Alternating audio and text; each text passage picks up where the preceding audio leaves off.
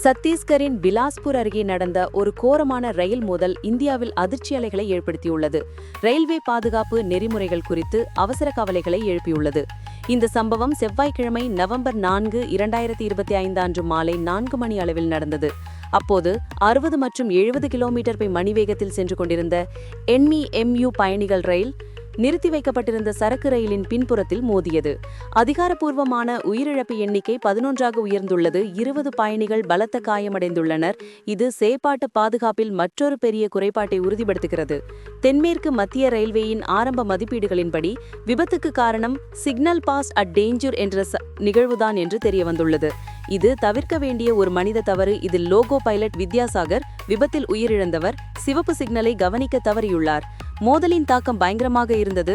பயணிகள் ரயிலின் முன்பெட்டி சரகு ரயில் வேகன் மீது ஏறியது. பல பயணிகள் உள்ளே சிக்கினர்.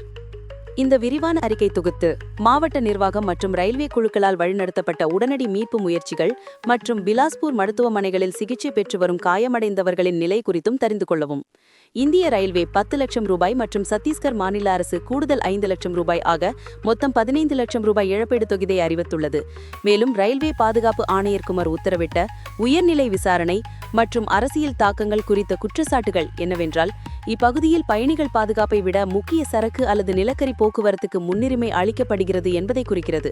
செயற்பாட்டு குறைபாடுகள், தோகத்தின் மனித விலை மற்றும் சிஆர்எஸ் அறிக்கைக்கு பிறகு எதிர்காலத்தில் தவிர்க்கக்கூடிய மனித தவறுகளை தடுக்க அமல்படுத்த வேண்டிய நீண்டகால பாதுகாப்பு நடவடிக்கைகளை புரிந்து கொள்ள இந்த வீடியோவை பார்க்கவும்.